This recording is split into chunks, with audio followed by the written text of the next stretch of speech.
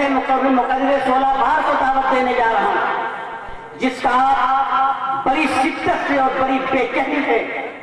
چینی سے انتظار کر رہے ہیں۔ میری مراد حامل دین متین، مفسر قرآن مبین حضرت مولانا علامہ مفتی محمد احسان صاحب، صدر مفتی اور استاد حدیث دارالعلوم دیوبند، حضور والا سے نہایت ادب اور احترام کے ساتھ میں بالکل تمہید نہیں باندھ رہا ہوں، یہی کہوں گا کہ گردش وقت نے بخشی ہے یہ جرأت تجھ کو، گردش وقت نے بخشی ہے یہ جرأت تجھ کو، کوئی ٹھہرا ہے نہ ٹھہرے گا مقابل تیرے۔ تو میں حضرت والا سے ادب اور احترام کے ساتھ اور پھر یہ کہوں گا تشریف لائیے، عزائم میں سمولو اپنی دریاؤں کی طغیانی، عزائم میں سمولو اپنی دریاؤں کی طغیانی، اٹھو اور بخش دو ذروں کو تاروں کی نگہبانی۔ حضرت مولانا موصوف آپ کے ساتھ۔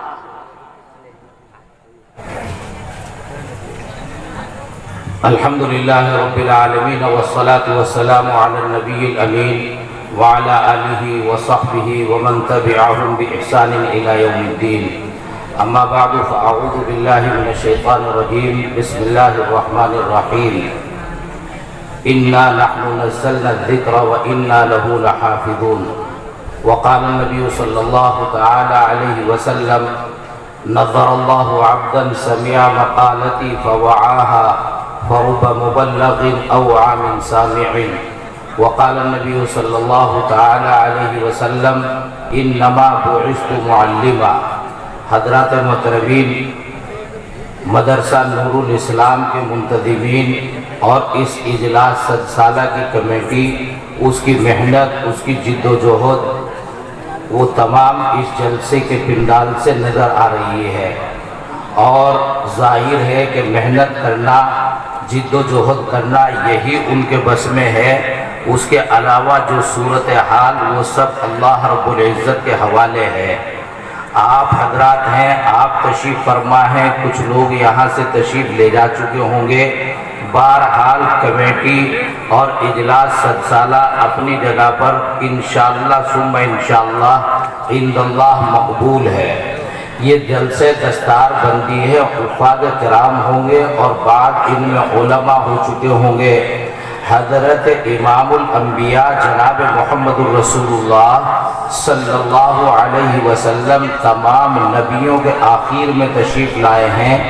مگر رسول اکرم صلی اللہ علیہ وسلم کے بارے میں آپ کو معلوم ہے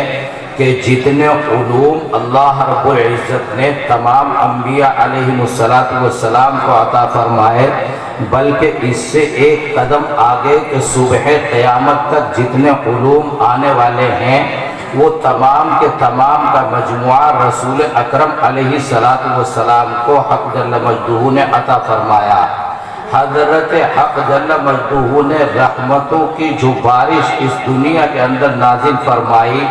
بلکہ تمام عالموں اور تمام جہانوں میں نازل فرمائی،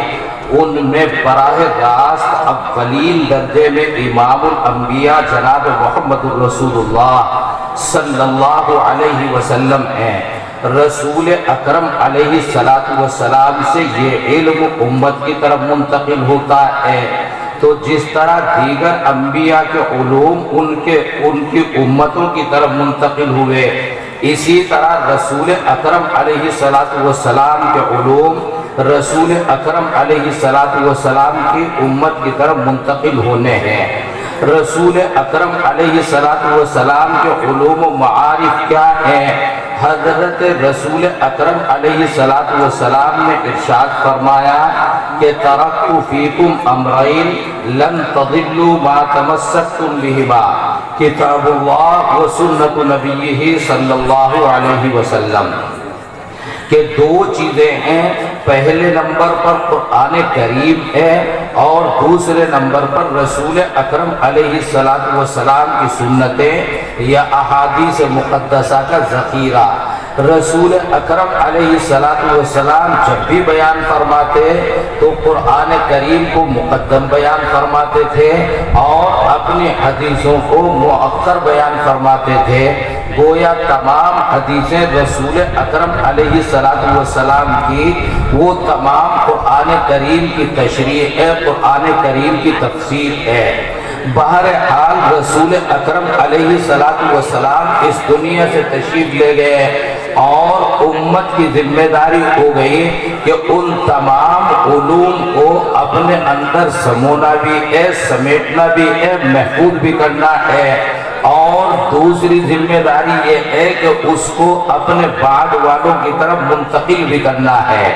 وہ قرآن کریم کے الفاظ ہوں یا قرآن کریم کے معانی ہوں، قرآن کریم کی تشریح عملی ہو یا رسول اکرم علیہ السلام کے ارشادات قرآن کریم کے ذیل میں ہوں۔ آپ حضرات میں قرائے کرام، حفاظ کرام بھی ہیں، اور آپ حضرات میں وہ بھی ہیں جن کو اللہ رب العزت نے عالمیت اور مولویت سے سرفراز فرمایا ہے۔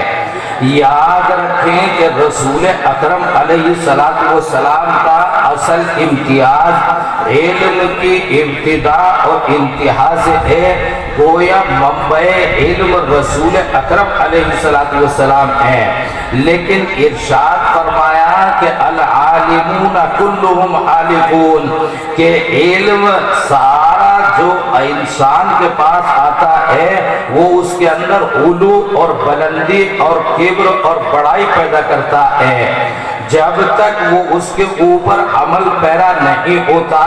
اس سے خطرہ ہے، خوف ہے کہ وہ ضلالت و گمراہی کی طرف اس کو نہ لے جائے، اور جب وہ علم عمل میں آ جاتا ہے اور انسان اس کے اوپر عمل کرنے لگتا ہے تو علم کی حفاظت کا عمل ذریعہ بن جاتا ہے۔ پھر جب عمل آتا ہے تو رسول اکرم علیہ السلام نے ارشاد فرمایا ہے کہ العاملون کلہم عالقون الا المخلصون، کہ عمل کرنے والے وہ اگر اپنے عمل کو بازار نجات سمجھ رہے ہیں یا وہ اپنے عمل کو رعاء للناس، لوگوں میں اپنی بڑائی کے لیے اختیار کیے ہوئے ہیں، لوگ ہمیں نمازی کہیں گے، لوگ ہمیں حاجی کہیں گے، تو پھر ایسی صورت میں وہ عمل چونکہ خالص اللہ کے لیے نہ رہا، اس لیے اللہ رب العزت کی طرف سے اس کا کوئی اجر اور کوئی بدلہ ملنے والا نہیں۔ جب تک وہ عمل اللہ کی رضا کے لیے خالصاً نہ ہو جائے، جب تک اللہ رب العزت کے یہاں اس کا بدل نہیں ملتا۔ گویا علم جب آپ کے پاس آیا ہے تو اس کا مطالبہ آپ سے عمل کا ہے، اور عمل جب آپ کے پاس آیا ہے تو اس کا مطالبہ آپ سے للہیت کا ہے۔ حدیث کی کتابوں میں ایک حدیث ام الاحادیث کہلاتی ہے، ام السنہ کہلاتی ہے، اس کو حدیث جبرائیل کہتے ہیں۔ حضرت نبی اکرم علیہ السلام نے اس میں ابتداءً ایمان کو بیان فرمایا، اور اس کا ماحصل یہ ہے کہ آپ اپنے عقیدے، اپنے یقین کے اعتبار سے مؤمن ہو، ایمان آپ کے دلوں کے اندر رچا اور بسا ہوا ہو، آپ عقیدہ رکھتے ہو کہ اللہ رب العزت وحدہ لا شریک ہے، رسول اکرم علیہ السلام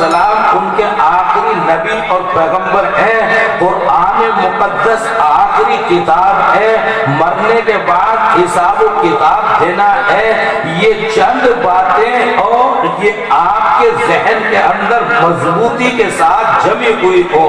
آپ اس پہ ڈٹے ہوئے ہو، آپ اس کا عقیدہ رکھتے ہو تو آپ مؤمن ہو گئے۔ آگے احادیث میں ارشاد فرمایا کہ من قال لا الہ الا اللہ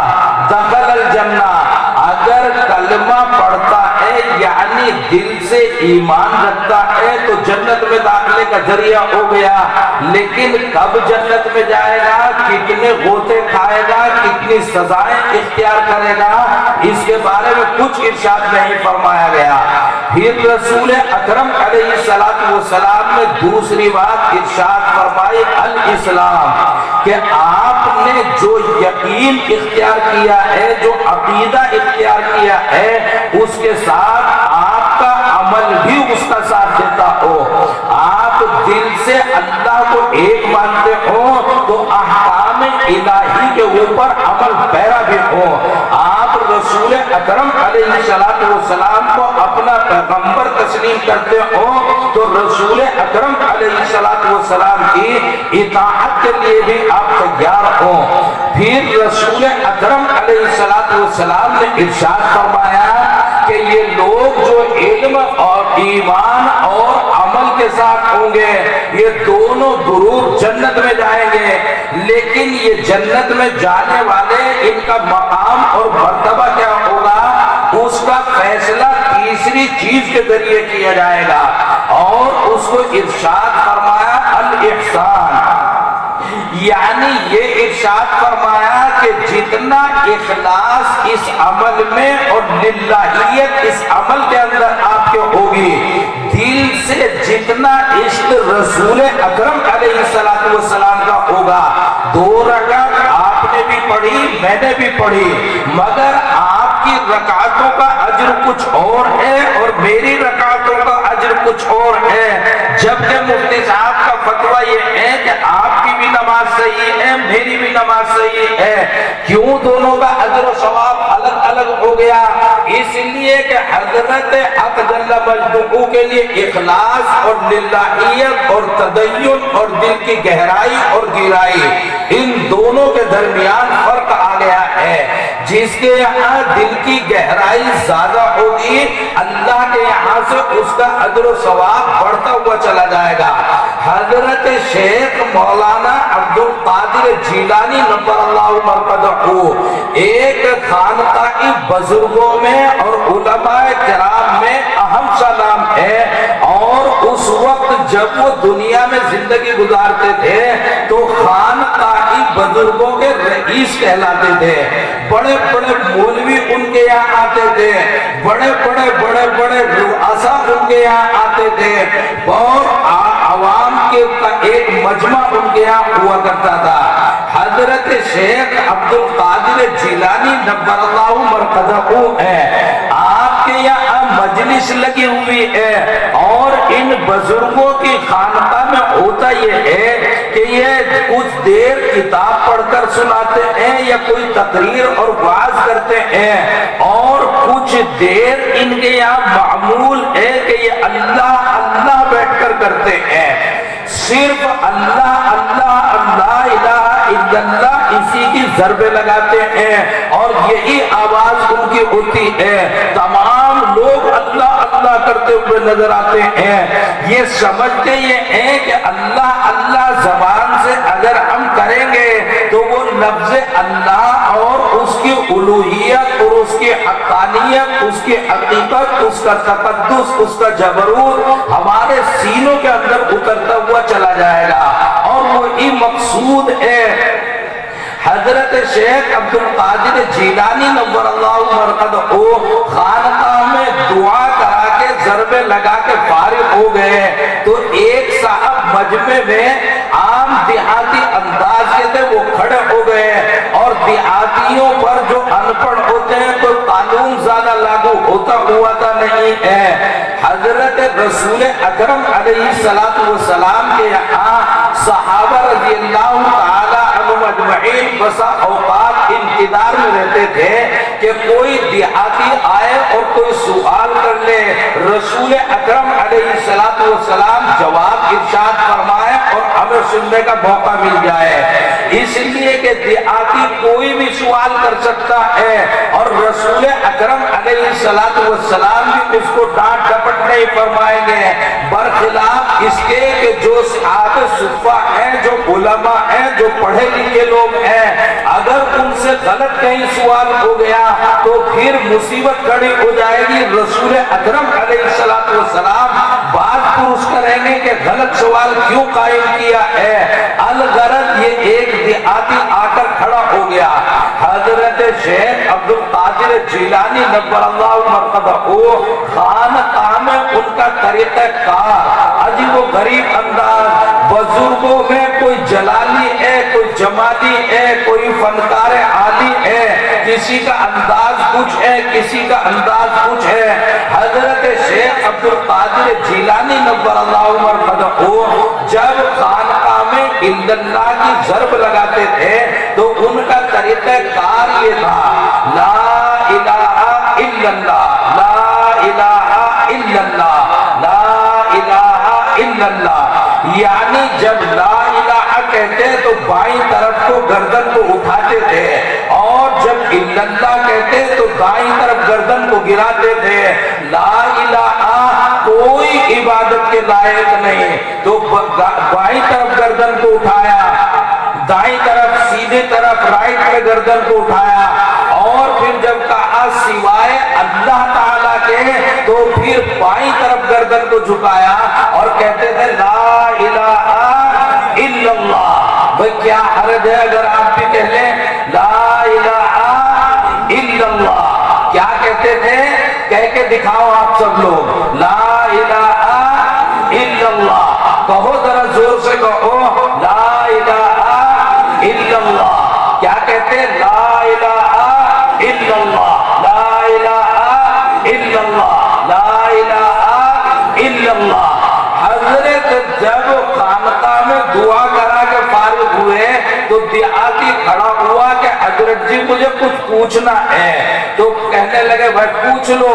سارا مجمع متوجہ ہو گیا، بڑے بڑے مولوی ہلنے لگے کہ ہماری تو ہمت کبھی ہوتی نہیں کہ کچھ معلوم کریں، یہ دیہاتی پتہ نہیں کیا پوچھ بیٹھے گا آج۔ تو دیہاتی کہنے لگا کہ حضرت جی بات یہ نہیں سمجھ میں آ رہی ہے، تم اتنے بڑے مولوی ضرور ہو لیکن مجھے 2 سال تقریباً ہو گئے آپ کی خانقاہ میں آتے ہوئے،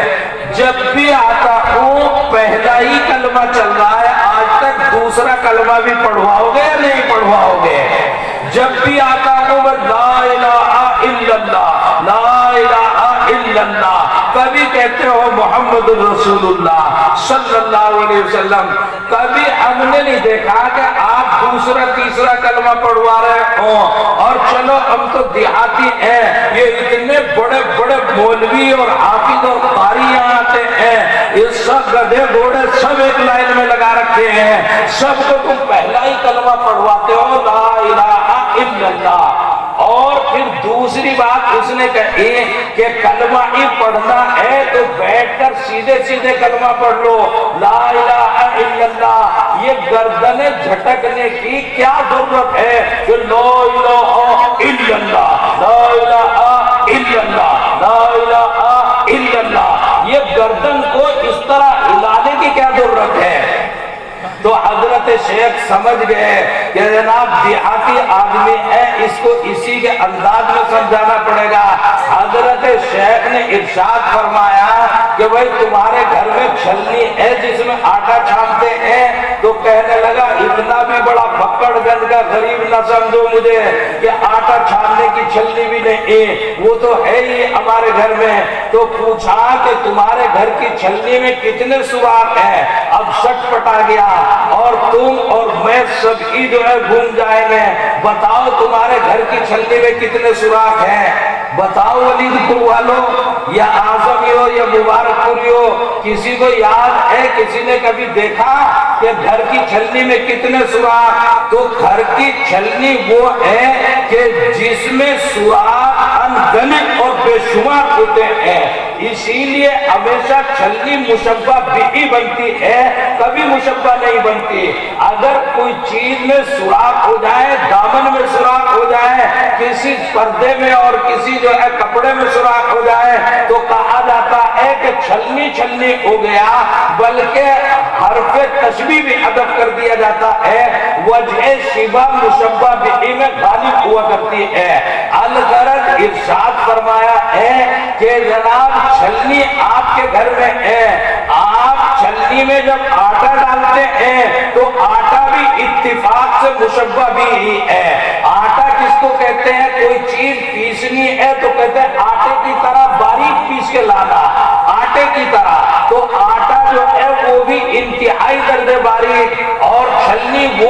میں انتہائی درجے سراخ، جب آٹے کو چھلنی کے اوپر رکھا جاتا ہے تو ممکن ہے بغیر چھلنی کے ہلائے کچھ ذرات تو نیچے گر جائے، مگر جو مقصود آٹا ہے وہ چھلنی کے اوپر ہی رہے گا، چھلنی کے نیچے نہیں آئے گا۔ جب تک عورتیں اس چھلنی کو ہلائیں گی نہیں، آٹا اوپر ہی رہے گا، اور جب اس چھلنی کو عورتیں گھر میں ہلاتی ہیں تو پھر آٹا چھن چھن کے نیچے آ جاتا ہے۔ نیچے جو برتن رکھا ہو کہ دینی علم ہو یا دنیاوی علم ہو، یہ فلاسفہ ہمارے یہاں لکھتے ہیں، یہ مولوی لوگ جو میوزی کی پکڑ میں آ کے کبھی کبھی بچ کے آئے ہیں، یہ خوب جانتے ہیں کہ دماغ کے 6 حصے ہیں، اور جب کوئی چیز تم محفوظ کرتے ہو، کیچ کرتے ہو، تو اولین وہلے میں وہ دماغ میں آتی ہے۔ بسا اوقات کوئی چیز یاد نہیں رہتی تو پھر یوں سر کو کھجلاتے ہیں اور سر پہ ہاتھ مارتے ہیں، کبھی کبھی کہتے ہیں کہ چھٹی حص بیدار ہو گئی۔ فلاسفہ نے لکھا ہے کہ دماغ کے 6 حصے ہیں، ان میں سے کسی حصے میں کوئی چیز آتی ہے اولین درجے میں، پھر دوسرے درجے میں چلی جاتی ہے، پھر تیسرے درجے میں، تو ہر ایک علم جب اخذ کیا جاتا ہے وہ دماغ میں آتا ہے، اور پھر جب ان اہل اللہ کی نسبت میں آ کر، ان اساتذہ کی نسبت میں آ کر حضرت شیخ نے ارشاد فرمایا کہ یہ چھلنی علم ہے، اور جو اس کے اوپر علم آیا ہے وہ مثل آٹے کے ہے۔ جب ان اہل اللہ کی صحبت میں بیٹھ کر اس کو آپ حرکت دیتے ہیں اور کہتے ہیں لا الہ الا اللہ، لا الہ الا اللہ، تو یہ چھلنی دماغ کے اوپر رکھے ہوئے علوم، یہ تمام کے تمام یہ وہی علوم ہے جہاں آپ مولوی حضرات نے مرقات منطق کی تامک کوئیاں دیکھی ہوں گی کہ وہ 8 تعریفات کرتا ہوا چلتا ہے، وہ تمام اس علم کی کرتا ہے جو علم اس دماغ کے اندر آیا ہوا ہے۔ وہ اس کو جب حرکت دے کر لا الہ الا اللہ، لا الہ الا اللہ، یہ چھلنی دماغ کی ہے تو وہ علم چھن چھنا کر نیچے اتر جاتا ہے، اور کچھ موٹا علم ہے جو دماغ کے اندر اوپر محفوظ رہ جاتا ہے، کچھ چھلنی کے نیچے آ جاتا ہے۔ جو چھلنی کے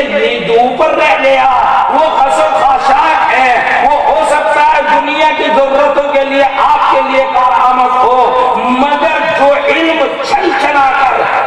اللہ کی روشنی میں آپ کے قلب، آپ کے کونے میں، آپ کے برتن میں نیچے اتر گیا، وہ علم ہے۔ نیچے چونکہ بائیں طرف اللہ نے رکھا ہے، لیفٹ میں اللہ نے برتن لگا رکھا ہے، اس لیے میں لیفٹ کی طرف کہتا ہوں الا اللہ، الا اللہ، الا اللہ۔ جو علم اتر کر اس سینے کے اندر آ گیا ہے وہ علم ہے۔ سیدنا الامام اعظم ابو حنیفہ علیہ الرحمہ جب علم اور اتنے علم کی تعریف کرنے پر آتے ہیں تو ارشاد فرماتے ہیں معرفت النفس مالہا وما علیہا، صاحب مرقات جیسے ہزاروں علماء آ جائے کبھی اس تک نہیں پہنچ سکتے جس تک سیدنا الامام اعظم ابو حنیفہ علیہ الرحمہ پہنچے ہیں۔ یارو کہنا یہ ہے کہ جتنے علوم و معارف آپ